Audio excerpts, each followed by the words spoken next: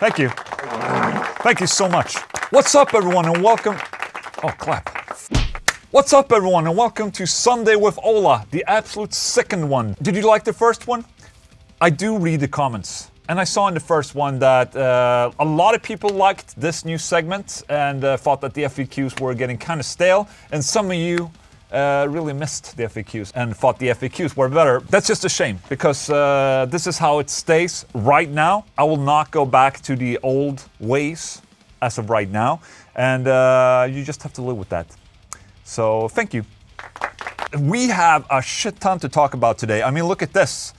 If you're a follower of my channel, you probably already saw this on my video I posted this past Friday. But yeah, it's the new bolt-on guitar from Solar Guitars with roasted maple, and it's silver. And also this. Can you see this? This is also new. 7-string with a bolt-on.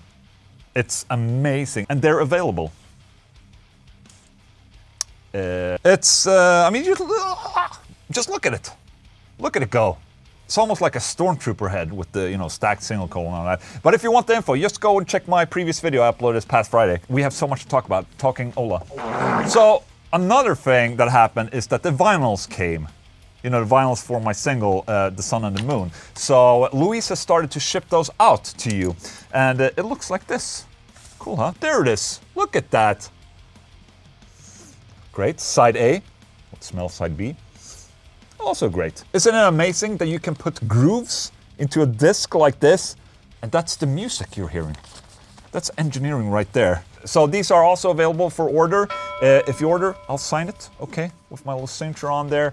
And we already started shipping out. So an idea I had with Sunday with Ola was to have a riff challenge every week. I started last week and I'm gonna continue it this week, but I'm gonna up it a little bit. I got a suggestion from a member, Bacchus, who told me that I should make, you know, the drums available and, you know, have people either play together with the drums and make their own riff to the drums that I was using on that challenge, or let people, you know, learn the song or whatever, basically. I know a lot of guitar players out there, they might not be able to record themselves, so I'm just making the drums and the bass or whatever available for you guys to download. You can play together in that, and maybe you can come up with some really, really cool riffs. So that intro song that I played in the beginning, those drums are available in a download link in the description of this video. You can download it, you can learn the riff that I did, or make up your own riff. And then post that riff in the comment section of this video, and maybe you'll get featured in the next video. Great! So what's the news right now? Well, one piece of news, it's not really news, but it's just basically honoring the memory of Ronnie James Dio, who passed away 10 years ago. I just wanted to give him a little segment of this. I don't talk that much about Dio in my videos, and the main reason being, you know, I didn't really grow up listening to the music he was a part of, but I've grown to really, really love him afterwards. And I think my favorite album of Dio is Dehumanizer with Black Sabbath. That's an excellent album. And yeah, I just wanted to pay a little tribute. It's been 10 years since he passed. And I think it's our job to kind of, you know, keep the legacy alive. Just as with Dimebag, you know, I'm doing my part, you do the same. There's a lot of new and young, you know, music people out there that might not ever heard about Ronnie James Dio, so just share the word. That's just what I wanted to say about this. So rest in peace, Dio. All right, so I've been holding off on watching this video, but basically the story is this. This Funk Turkey guy took all the lyrics from AC/DC, and from that he made a bot-generated song or lyric theme for a AC/DC song. I thought it would be really interesting to hear. So it's basically, you know, artificial intelligence AC/DC. So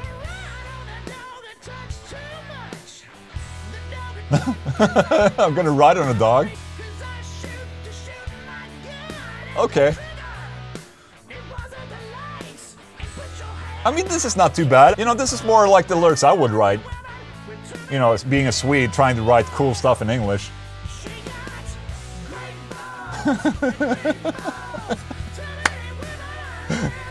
Too many women with the balls. I love that.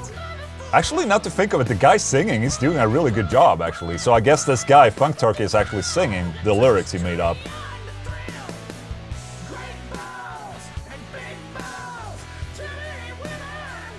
Too many women with the balls, man.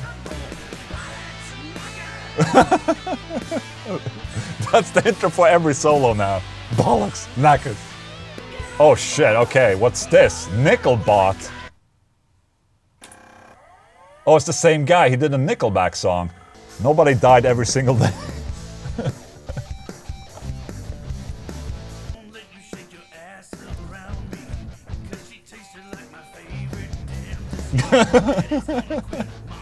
This could be a Nickelback song, a lyric.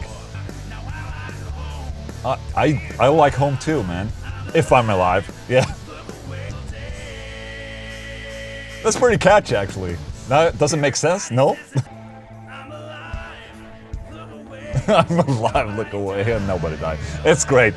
Great. It's pretty safe to say that we don't have to worry about AI writing our lyrics anytime soon, okay? So it's good if you would put in the effort. But this is fun, though. Check out the Funk Turkey, his YouTube channel. I think it's a very interesting topic, though, because there are apps now that are basically self-writing music and, you know, taking melodies and writing songs from doing nothing, basically. So I think it is a very weird time we're in right now where, you know, we're in a shift. What will happen when, you know, the AI becomes so much better that eventually we have no idea if it's a man-made song or an AI who made the song? I think we're pretty close, and it's a tad bit scary, but AI altogether is a tad bit scary, but also very, very cool. There you go. You know, in the last FAQ, I was talking about the new Trivium album, and you know, I've been listening a little bit more to it now, and I'm really, really enjoying the guitar tone for that album. Wonder what it is. You know what we should do? We should call Matt. Is he streaming right now? He's probably streaming on Twitch right now. Okay, let's see. He is twitching, of course he is. Oh shit. Right in the middle of a song. Should I call him? I mean, if you haven't followed Matt's Twitch channel, he's basically on there every day, playing video games and doing this, basically. Just performing, which is amazing. Shit, he's shredding. I need to call this guy. Holy shit. Okay.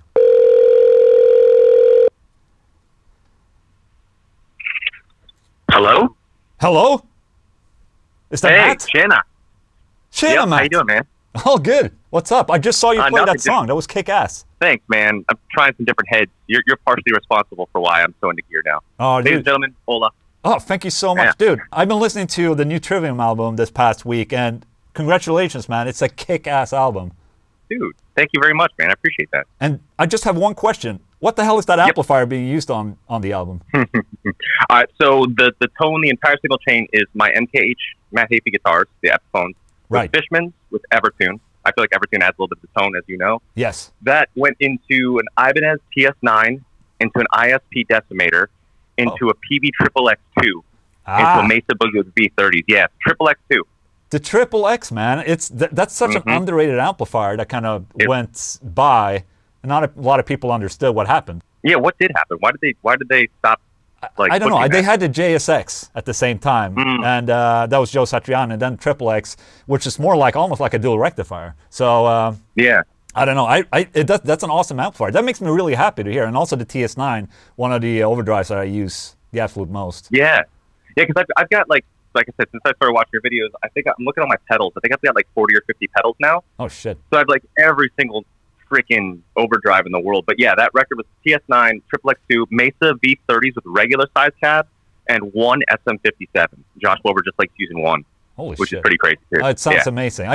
Congratulations to the album, man, and also to all of your success. You're basically what you're doing here every day. It's amazing, and it's bringing a lot of people together, and it just makes me happy because you seem like you're working your ass off, and I see you everywhere now, which is, you know, a testament of you working your ass off. So, that means so much, man. Congratulations. We have to set up you for a coffee with Ola. Let's do it. I'm 100% in. Cool, man. 100%. Sorry for botching your stream, but I'm going to let you go on and do your thing. Okay? Dude, I wanted to have you here. But one thing, too. Our first record is done with the Triple X. So we brought it full circle. Oh. Yep. First one with the Triple X. Yeah, pretty crazy. Awesome. Shit, man. Yeah, dude, hell yeah, man. Thank you so much. Dude, take care. So nice to talk to you. You too. Bye-bye. See ya. There you go. That was great. So obviously I have to make a coffee with Matt at some point, and it will probably be better quality than this. Ola Tasting Shit! So I'm gonna continue on this American spree that I'm having right now. I'm gonna try these Twizzlers. I know Louise likes this type of candy. For me, I don't care too much about you know, stuff like this. This is smells like plastic. It looks like plastic. How does it taste? Like plastic. It just tastes artificial. It's not for me, man. I'm not really into these type of candies right here. It's really wiggly though. I mean, so far in the candy range in the US, I must say I'm not impressed. I mean, junk food in the US is the best in the world, in my opinion. You know, I truly enjoy just going to shitty places eating junk food and, you know, diners and all that. That's amazing. I love that cuisine. It's not good for you, but it's really, really good. But the candy is just subpar. But I think there's still one bar that I haven't tried yet, and that's the Hershey's chocolate bar. I might try that in the next Sunday with Ola. Leaving a cliffhanger like that. What an asshole. Okay, so the tip of the penis of the week, just the tip, is last week I talked about the new Trivium album, I talked about the Black Dahlia Murder album, and in this week I'm going to talk about the New Testament album, Titans of Creation. Now, it has been out for a while, and I'm just catching up to all of these new awesome releases. And the good thing about Testament is that they just deliver. Like, they just deliver the goods that you want. And I think Andy Sneap, one of my fave engineers of all time, has mixed and mastered this album. And you can hear it. It's such a pleasure to listen to. And obviously, I mean, the riffs are awesome. Chuck Billy, he's one of the few vocalists where I think he just sounds better and better with every album. You know, they were a little bit more glammy thrash, like traditional thrash back in the day, and you know, eventually they came into the low era, and then, you know, demonic, and you know, he started to growl, and it's like, holy shit, what happened? And I truly, truly enjoy Chuck's voice in that range, where it's just lower and more growly. It's just, it's totally up my alley. Me and Mario has a saying, you know, whenever we record vocals, you know, I can go to him and say like, hey man, I like this part, but if you can go more Chuck on this part right here, it's all gonna be super awesome. So we always refer to Chuck as being a certain type of singing for Mario, which is great. In some sense, I don't think this Testament album has raised any eyebrows. It just delivers. Maybe I would have wished for, you know, something that would hurt the ear a little bit more, but I still very much enjoy the album. It's a great album. Okay, so I'm also going to start doing like a Gear of the Week thing, and just include it in this Just a Tip segment right here. But something I've been checking out for this past week is the new Bogren Digital IRs. Now, if you're unfamiliar with Jens Bogren, he's an engineer, producer, mixing, mastering guy, and he has done a shit ton of metal albums. You know, he just recently did the latest Sepultura, he's done At the Gates, you know, Soilwork. He's an incredible engineer. And he has released an IR pack, an impulse response pack, basically recreating the guitar tones from his productions. So the intro you heard there with me playing the song, I was using these IRs, and I'm using them right now, actually.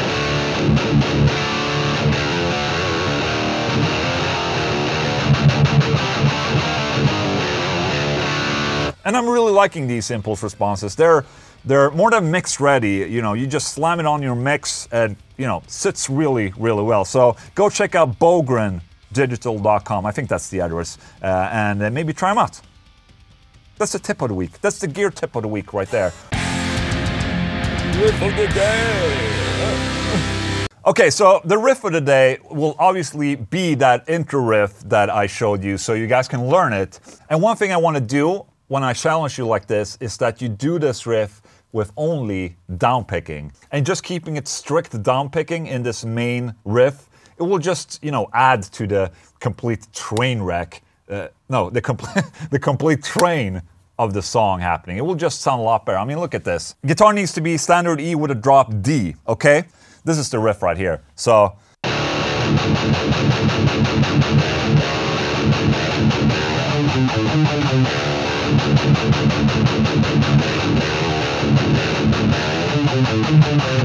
I mean, if we played this alternate, it wouldn't sound as cool. I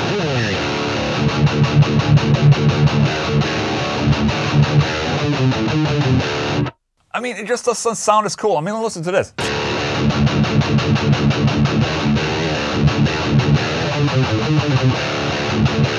It just gives more balls, you know, great balls, just like the song we just heard. So slow, it's...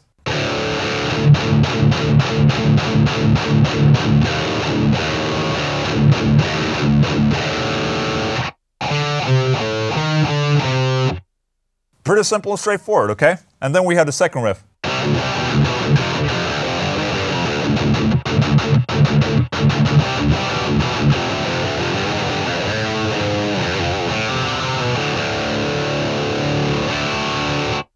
Pretty easy. Now you can learn that riff, you can play it over that little thing right there in the beginning, download the drums, bass, whatever you want. Make your own version, cover, post it in the comment section of this video. Great!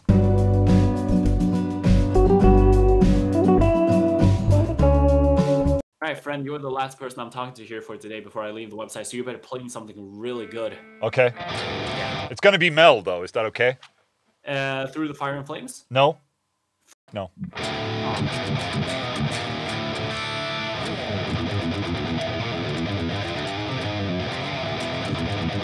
Can you see all in me?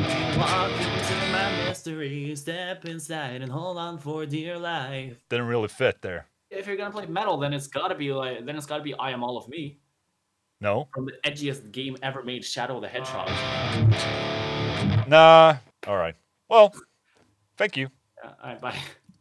Alright, I'm gonna look through a couple of the FAQ questions right here. Lex Spirin, hi Ola, have you ever been in a situation that you don't have enough money to buy a new guitar, so you have to sell your existing guitar in order to afford a purchase, despite the fact that your existing guitar is completely suitable for you and you would not want to part with it? What would you do in such a situation? I need an opinion from the outside to deal with the internal debate. Thanks in advance. And this is a field I'm a total expert in, because at the beginning of the 2000 decade, I was basically slinging guitars all over the place, and you know, I couldn't afford to have more than, you know, 2 guitars at the same time. So, you know, I sold my Universe to buy some bullshit probably, and you know, I sold my Ibanez JPM, and I sold my Stealth Dimebag just to get something stupid basically. And I was always like thinking, you know, the grass is greener on the other side. So I was like always curious about trying out new stuff. Now, it sucks if you sell a guitar that you regret selling in the end, like I did with my Universe, but it also helps you to try new stuff and just trying to find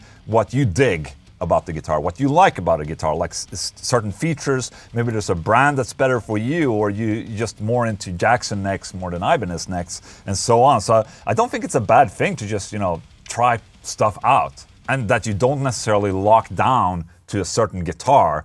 I think it's very important to just play different guitars. But my tip is that the grass is not always greener on the other side, so just don't sell that Universe. That's the one guitar I regret the most selling, I guess. Felipe Soares, watching it, taking a dump before going to sleep. You're an amazing laxant. Apsu, hey Ola, you said in the past you feel like your picking grip has some downsides, but you don't want to invest the time it would take to change it. Do you still feel it holds you back, and if so, could you demonstrate where you feel it's worse? It looks like the Dragon Force guy picked the same way. I don't seem to suffer, for it. I haven't seen the Dragon Force guy picking the same way, but yes, I do have a weird picking technique, and it does have some downsides. But I mean, it's not something that it's really holding me back. You know, I can still practice, and when I practice, I feel that I get better. So at this point, why would I change up my style? It would change my sound too much, and that's something that I'm a little bit more reluctant of doing. You know, me practicing right now is not that much about, you know, becoming the best guitar player in the world. It's more to just maintain what I have, maybe, you know, improve on some of the flaws that I have, and, you know, just keep my guitar playing up to speed with what I'm doing, because I'm not necessarily playing that much guitar right now. I write music using my guitar, and, you know, I do these videos and I sit and, you know, play stupid chugs and all that. But other than that, I don't really play guitar that much, even though it seems when you're watching my channel that I'm playing a lot of guitar. I'm not, actually. So when I practice, I just practice on small little things. I'm not looking into change up my picking technique. I just don't have the time. I don't think I want to change my technique. It's fine as it is right now. You know, I can basically record what I want, and, you know, if there's a fast passage in one of my songs that, you know, I want to write or want to learn, you know, I just put some effort into learning that, and it's okay. You know, I can't play, you know, 16th notes in 200 BPMs, but, I mean, That's not really a goal of mine. I just want to be able to enjoy playing guitar and write music. And I think that's what I try to uphold. But since you asked, I think one flaw with my picking technique is that because I'm holding it backwards like this, I'm moving a lot more with my right hand that I would need probably. So it's a very inefficient way of playing guitar.